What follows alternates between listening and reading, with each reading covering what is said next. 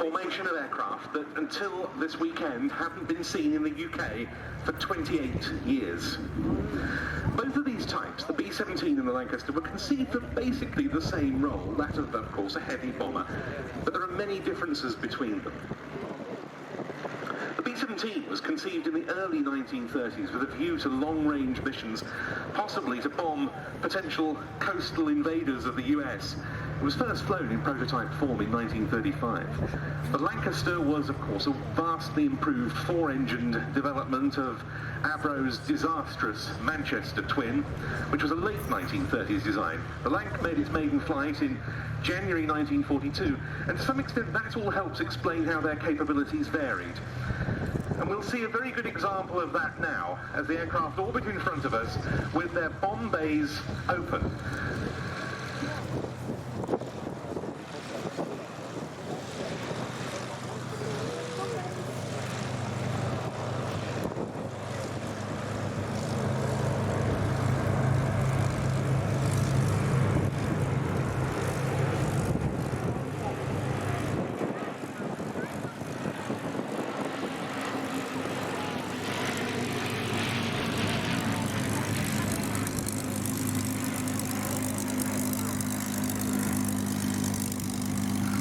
Extract from the 1944 William Wyler documentary of that name, looking in particular at operations from East Anglian shores.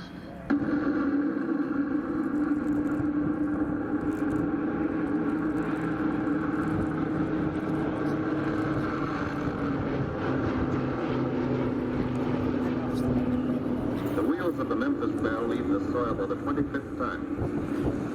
The friendly soil of England, with its bordered farms and rural hamlets, its country estates surrounded by formal gardens and well-kept parks. The England of the towns and cities, whose people have defended their island's freedom for over 1,000 years.